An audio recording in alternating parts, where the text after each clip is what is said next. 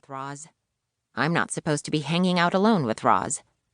There are actually a whole bunch of mommy-imposed Roz rules, and while this scenario has never been specifically forbidden, cruising the back roads where Clayton's millionaires live is probably a violation. Tell me again how this time is different, I ask her. Roz sighs her, "Let me explain it to you again, stupid," sigh. The boys' basketball team has made it into the playoffs. They're having a celebration pasta party at the Shackletons' house. For a second, I'm not sure who she means. Roz usually refers to her crush simply as Hot Sam. She never uses his last name. And would never admit he's her crush.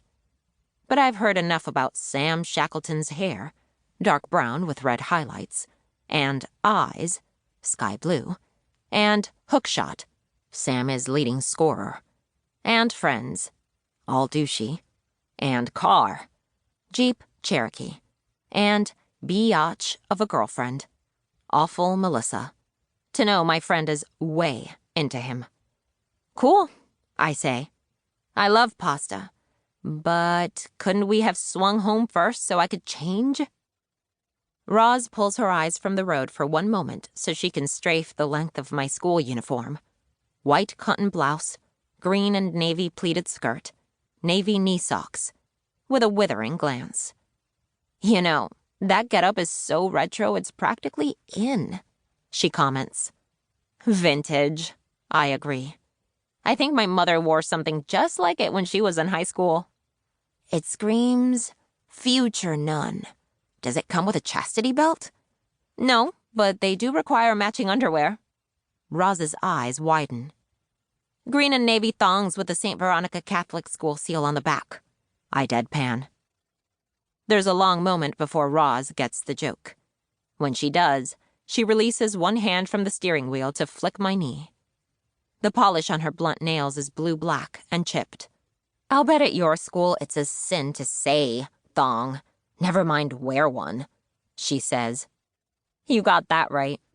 We're not invited, Izzy. Duh. But I know how we can see what's going on, she adds. Why does that make me nervous? I say, glancing out the passenger side window.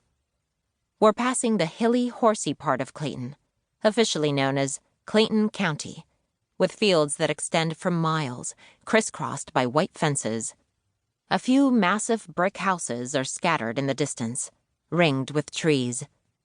I know from past excursions that Hot Sam lives in the more woodsy, less horsey part, where each home is hidden at the end of a street-long driveway. Except there's no street sign. Only mailboxes with a single number. You're nervous because you're a dork, Roz tells me. Really? I say. Not about my dorkiness. We both agree that I am the complete dork, inverse to Roz's total badassedness. I think I'm nervous because you haven't let me in on the plan. Is there a plan? Upward curl of the mouth corner again. Oh, yeah, she says. That's all. We reach the section of road where Hot Sam lives. Roz always points it out when we drive past. About a quarter-mile before his driveway, however, she turns off, onto a packed dirt entrance. It extends unevenly into the woods, and we bounce in the suspension-challenged car. Tree stumps, freshly hacked, line the way, and it smells like wet pine. This dirtway eventually opens into a construction site and the skeleton of a half-built McMansion.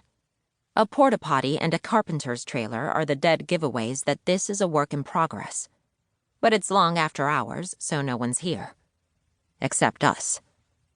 Roz pulls alongside the porta potty and cuts the engine. Well, this is fun, I say. She swivels in her seat so I can see her face on. The thin wire ring that loops through her left nostril. The blue highlights in her not-quite-blonde hair, verging on purple in the dusk. A few hundred yards through the woods that way, she says, tilting her head in the intended direction, is Sam's backyard. An unpleasant chill begins at the base of my skull and runs down the length of my spine. There is a little pool house and a rock wall close to